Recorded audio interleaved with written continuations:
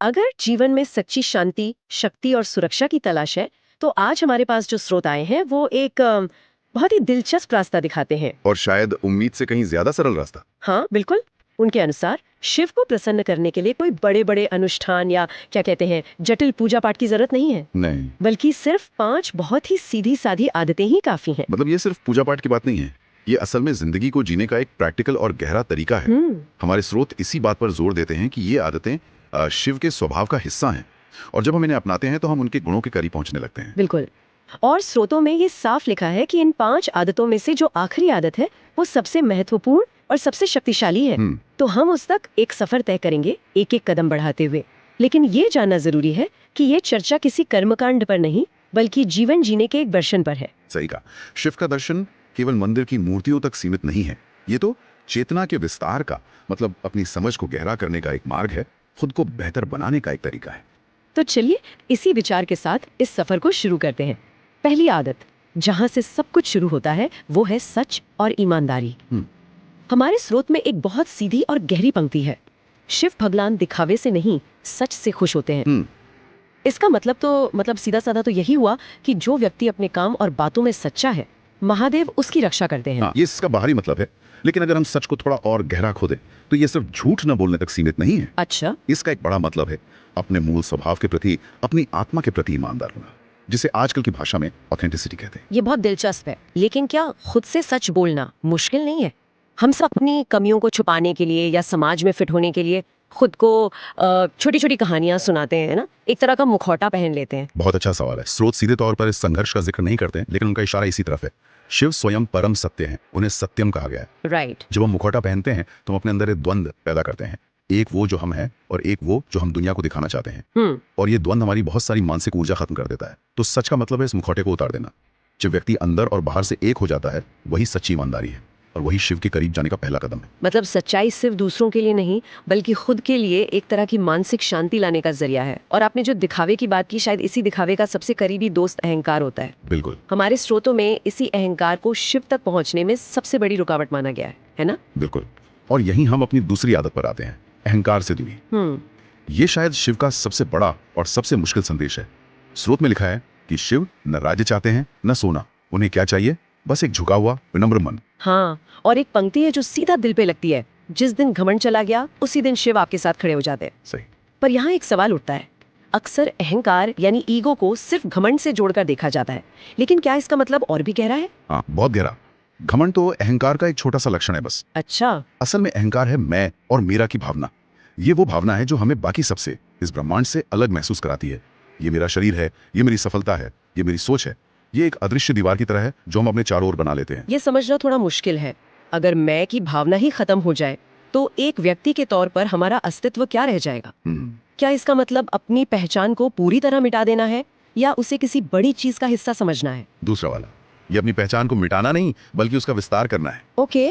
शिव को देखिए, वो वैरागी हैं। वो सांसारिक संपत्ति, पद, पहचान, इन सब से पूरी तरह परे हैं। सही। कैलाश पर रहते हैं, शरीर पर भस्म लगाते हैं। ये इस बात का प्रतीक है कि जब कोई व्यक्ति मैं और मेरा की इस छोटी सी दुनिया से बाहर निकलता है, तो वो सार्वभौमिक चेतना यानी यूनिवर्सल कॉन्शियसनेस का हिस्सा बन जाता है। वाह। ये एक बूंद के समुद्र में मिल जाने जैसा है।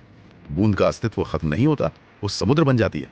अहंकार का त्याग मतलब अपनी छोटी पहचान को उस सार्वभौमिकता से जोड़ देना। वाह, तो घमंड छोड़ना तो पहला कदम है।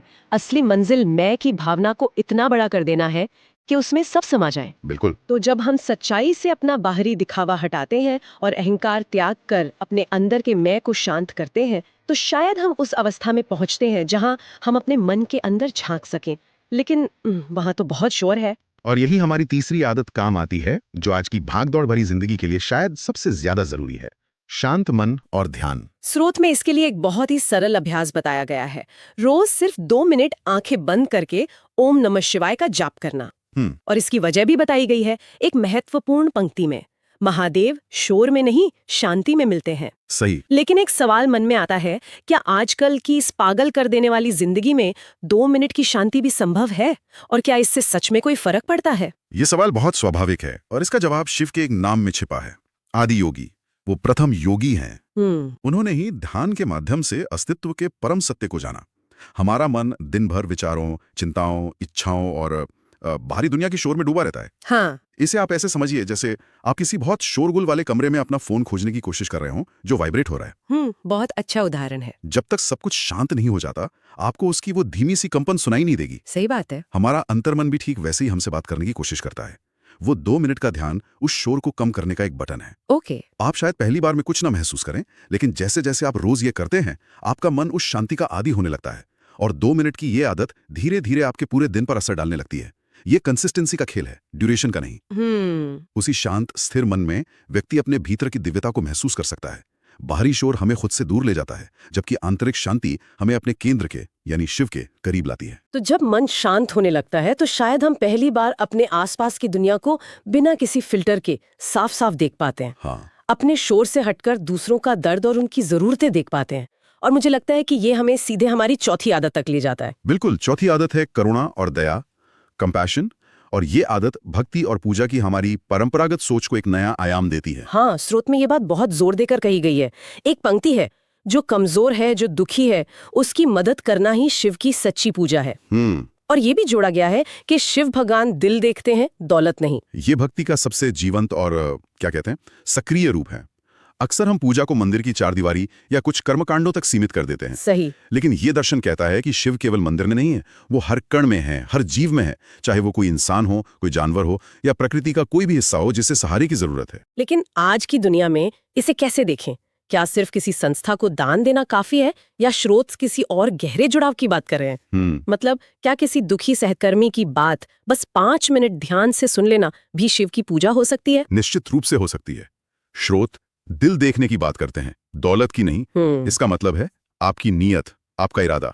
दान देना बहुत अच्छा है, लेकिन अगर वो सिर्फ एक कर्तव्य की तरह किया जाए तो उसका आध्यात्मिक मूल्य कम हो जाता है। ओके। वहीं दूसरी ओर जब आप किसी परेशान इंसान को अपना समय देते हैं, उसकी बात सुनते हैं, उससे ये महसूस कराते हैं कि वो अकेला नहीं है, ये करुणा का बहुत गहरा रूप है।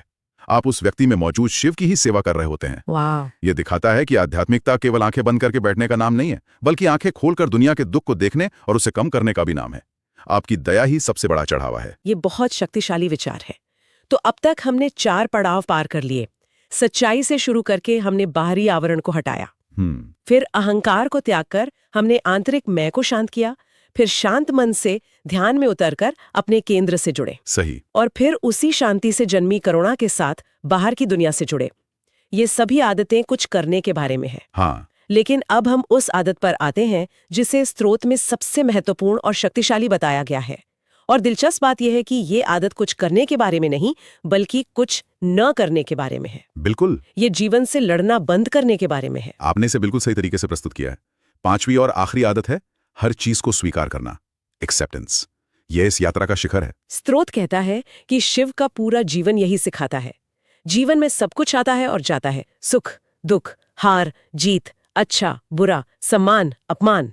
और स्रोत का सबसे शक्तिशाली संदेश यहाँ आता है, जो जीवन को जैसे है वैसे अपना लेता है, महादेव उसे कभी अकेला नहीं छोड़ते। हाँ। ये सुनने में बहुत सरल लगता है, लेकिन क्या ये असल में सबसे मुश्किल काम नहीं है? ये सबसे मुश्किल है और इसीलिए सबसे शक्तिशाली भी है। इस आदत का दार्शनिक महत्व समझने के लिए शिव के स्वरूप को देखना होगा। ओके। वो भोलेनाथ भी हैं जो बहुत सरल हैं, और वो महाकाल भी हैं जो समय और मृत्यु के देवता हैं। वो सृजन भी करते हैं और संहार भी। वो विष भी पीते हैं और उनके पास अमृत भी है। मतलब वो जीवन के किसी भी पहलू को नकारते नहीं है? बिल्कुल। वो गृहस्थ भी हैं और परम वैरागी भी। उनका स्वरूप जीवन के हर द्वंद्व को, हर ड्युअलिटी को अपने अंदर समाये हुए हैं। और यही स्वीकार का असली अर्थ है। स्वीकार का मतलब हार मान लेना या निष्क्रिय हो जाना नहीं है। इसका मतलब है जीवन की नदी के बहाव से लड़ना बंद कर देना। ये समझना कि सुख है तो दुख भी आएगा, जन्म है तो मृत्यु भी होगी। जब कोई व्यक्ति हर परिस्थिति को बिना प्रतिरोध के समभाव से देखना सीख लेता है तो उसे कोई चीज विचलित नहीं कर सकती। तो मतलब ये एक तरह का एंटी फ्रैजाइल बनने जैसा है। आज की दुनिया में जहाँ हर कोई छोटी छोटी बातों से ट्रिगर हो जाता है या परेशान हो जाता है, ये आदत हमें एक ऐसी मानसिक मजबूती देती है जिसे बाहरी उथल पुथल छू भी नहीं सकती। हाँ, ये तो एक सुपर पावर जैसा है। आपने एकदम सही शब्द इस्तेमाल किया, सुपर पावर। क्योंकि अब आपकी खुशी या दुख बाहरी परिस्थितियों के गुलाम नहीं रहते। राइट। आप एक रिजिड पेड़ की तरह नहीं होते जो तूफान में टूट जाता है। आप एक लचीले बांस की तरह बन जाते हैं जो झुकता है, लेकिन तूफान गुजर जाने के बाद फिर से सीधा खड़ा हो जाता है। वाह। यही शिव का सच्चा आशीर्वाद है। स्रोत ये नहीं कहते कि आपके जीवन में मुश्किलें नहीं आएंगी। वो कहते हैं कि महादेव आपको उन मुश्किलों में अडिग रहने की, न टूटने की शक्ति देते हैं। और ये शक्ति स्वीकार से आती है। वाह, ये तो जीवन को देखने का नजरिया ही बदल देने वाली बात है। तो अगर हम आज की इस पूरी चर्चा का सार निकालें तो ये एक यात्रा है। पहली आदत सच्चाई हमें अपने बाहरी मुखौटे उतारने में मदद करती है। दूसरी, अहंकार का त्याग हमें अपने आंतरिक मैं की दीवारों को तोड़ने की शक्ति देती है। सही। तीसरी, शांत मन हमें अंदर के शोर को कम करके अपने केंद्र से जोड़ता है। चौथी, करुणा हमें उस शांत केंद्र से निकलकर दुनिया से सही मायने में जुड़ना सिखाती है। और पांचवी, सबसे महत्वपूर्ण, स्वीकार हमें जीवन के हर उतार चढ़ाव में स्थिर और अटूट रहना सिखाती है। बिल्कुल सही सारांश। ये एक संपूर्ण जीवन दर्शन है। हमारे स्रोत में एक अंतिम और बहुत ही शक्तिशाली पंक्ति है जो इस पूरी बात को एक सूत्र में पिरो देती है। लिखा है, याद रखना, शिव को खुश करना मुश्किल नहीं, पर उनके जैसा बनना मुश्किल है। ये पंक्ति सब कुछ कह देती है। और इसी विचार को आगे बढ़ाते हुए श्रोता के मन में एक गहरा प्रश्न छोड़ना चाहूंगा। जरूर। केवल किसी बाहरी शक्ति या ईश्वर का आशीर्वाद पाने के लिए है, या ये खुद को उन गुणों से भरने की एक आंतरिक यात्रा है जो हमें ईश्वर के समान बनाते हैं? ये एक बहुत ही जरूरी सवाल है। क्या सच्ची भक्ति ईश्वर को खोजना है, या अपने भीतर ईश्वरत्व को, यानी सच्चाई, करुणा और स्थिरता जैसे दैवीय गुणों को जगाना है? और शायद इसका जवाब ही इस पूरी चर्चा का असली मकसद है। अंत में स्रोत यही कहता है कि यदि ये 5 आदतें जीवन का हिस्सा बन जाएं, तो ये समझना चाहिए कि महादेव का साथ और उनकी सुरक्षा हमेशा बनी रहती है। शायद इसलिए क्योंकि तब हम बाहरी सुरक्षा नहीं खोज रहे होते, हम अपने अंदर ही उस अटूट शक्ति को पा चुके होते हैं जो शिव का स्वरूप है।